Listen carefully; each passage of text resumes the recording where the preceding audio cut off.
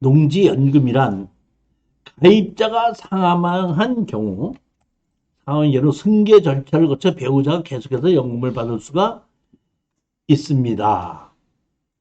쉽게 얘기하면 이렇게 하시면 됩니다. 연금의 기본 원칙은 뭐냐면은 아버지가 가지고 있는 농지를 감정평가에 의해서 연금을 받고 연금을 받으면서 돌아가실 때까지 그 땅을 농사를 짓는 것도 그대로 농사를 계속해서 지을 수가 있습니다. 농사를 지으면서 연금 받을 수가 있어요. 그러다가 아버지가 돌아가시면 아버지가 돌아가셨을 때에 상속을 배우자가 하게끔 되죠. 배우자가 할 때 뭘 해야 되냐면은 자식들이 그거를 근데 상속을 포기한다는 거 도장을 찍어줘야지 배우자한테 그대로 상속이 됩니다. 원래 아버지 거였었는데 이제 상속이 되면 자식들하고 배우자한테 가는 거 아니에요. 근데 그 아버지가 연금을 받으면 그대로 엄마가 받게 하려면 자식들이 상속을 포기한다는 걸 하면 그대로 그것이 엄마 이름으로 가서 엄마가 그대로 상속을 받아서 그대로 연금을 받는다 이런 얘기예요. 그러고 나서 어머니가 돌아가셨지 않습니까? 돌아가시고 나면은 그 다음에 연금을 받을 사람이 없잖아요. 없게끔 되면은 그 농어촌 공사하고 계산을 하는 겁니다. 아버지 어머니가 여태까지 받아간 돈이 있죠. 총을 전부 다 계산을 해서 이자를 뭐 1.6%, 1.6% 계산해서 예를 들어서 3억을 가져갔다면 3억에 1.6%를 해서 원금을 계산하는 겁니다. 원금을 계산해서 상속자들에게 니네들이 너희 부모들이 가져간 이 돈을 준다 그러면은 너희들이 상속을 한다. 그럼 상속할 수도 있죠. 돈 주고. 안 하겠다. 그럼 아까 상속을 포기를 하고 그 땅을 경매로 내놔서 팔아서 아버지 엄마가 가져갔던 돈과 이자를 합쳐서 가져가고 나머지 돈을 상속인에게 줍니다. 근데 만약에 그렇게 해서 팔아봤더니 아버지 어머니가 가져간 돈이 더 많고 상속할 돈이 뭐 없더라. 그러면 거꾸로 상속이 빚을 상속을 하는 거죠. 남으면 주는데 모자라면 없던 걸로 끝납니다. 자식들에게. 이게 지금 농지연금이에요. 충분하게 제가 지금 단적으로 줄여서 얘기했으니까 이해가 가시죠?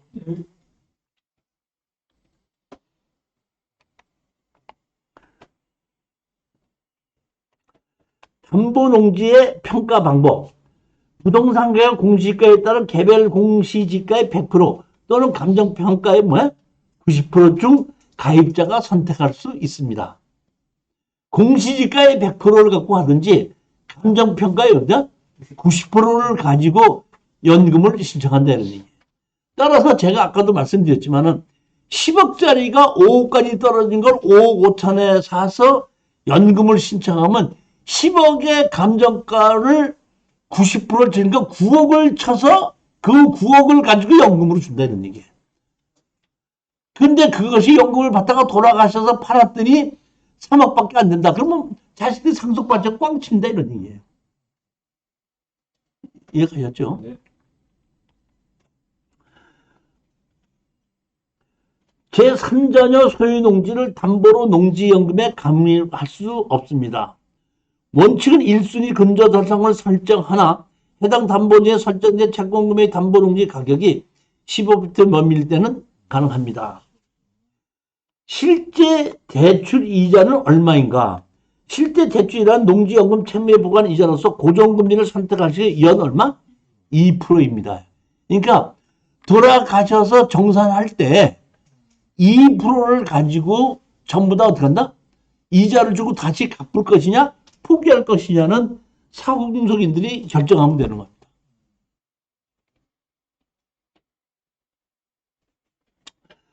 농지연금의 장점은 부부 종신 장점이 있고 부부 종신으로 하고 재산세도 감면을 하고 여러 가지 농사를 지으면서 그대로 들었나? 연금에 가입했다고 해서 내가 농지를 뺏기는 게 아니라 계속해서 농사는 그대로 지을 수 있으면서 연금을 받을 수 있다는 얘기입니다. 6억 원 이하의 농지는 재산세에서 들었나? 감면을 해서 재산세를 매기지 않는다 이런 얘기입니다. 가입 연령은 65세 이상이었는데 60세로 낮춰졌죠? 영농 경력이 얼마나 했죠? 5년. 그러니까 다시 말하면 지금서부터는 55세일 때 농지를 사서 농사를 짓고 있다가 60세부터 한다 이런 얘기입니다.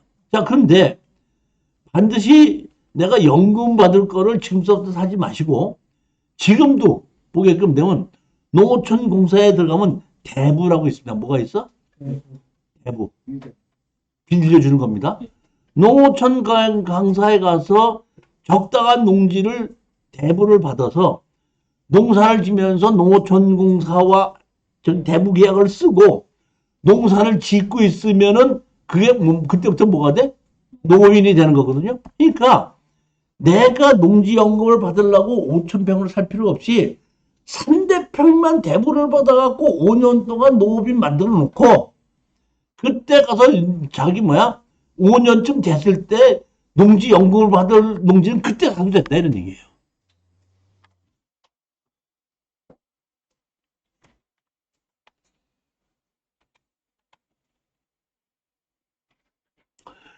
정액 종신형 가입자 사망 시까지 매월 일정한 금액을 받는 거 전후 후박형 가입 초기 10년은 많이 받고 11년 때보다는 적게 받는 거 일시 인출형 총 지급 가능이 30분의 2 내에서 미리 어떤다?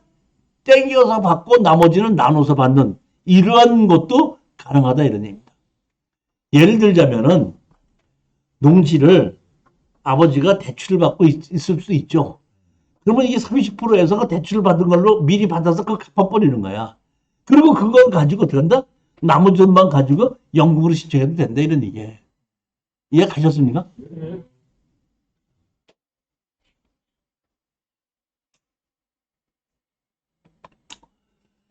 여기 보면 농지은행에 보면 이런 그 홈페이지가 있는데 여기 들어가서 보면 내가 무슨 농지를 갖고 있고 이름하고 성명을 집어넣고 내가 농지에 대한 걸 집어넣으면은 농지은행에서 이걸 가지고 주인하고 뭐 이걸 다 집어넣으면은 연금 얼마를 어떤 식으로 줄 수 있다는 것을 미리 볼 수 있는 사이트도 있더라고요.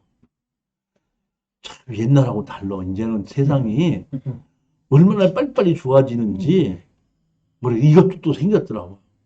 그러니까 그 아들이 아버지 이름을 갖고 있는 농지를 갖고 여기 들어가서 쳐서 아버지 주민등록하고 뭐하고 땅 있는 거 다 집어넣고 들어간다 신청하면 아버지가 언제서부터 이걸 하면은 연금을 얼마를 받을 수 있구나 이런 것도 알 수가 있더라 이런 얘기입니다. 자, 오늘은 여기까지 이제 강의를 하고 다음 시간에는 농지 경매와 농지 취득 자격증명 해가지고 이제 농지 취득 자격증명서 발급받는 거 하고 실전 사례하고 농지 취득 받았을 때 이런 사례 저런 사례에서 사례를 가지고 강의를 하도록 하겠습니다. 자, 다음 주일에 더 건강한 모습으로 뵙기를 바라면서 오늘은 강의 여기서 끝마치도록 하겠습니다. 자, 안녕들 들어가십시오.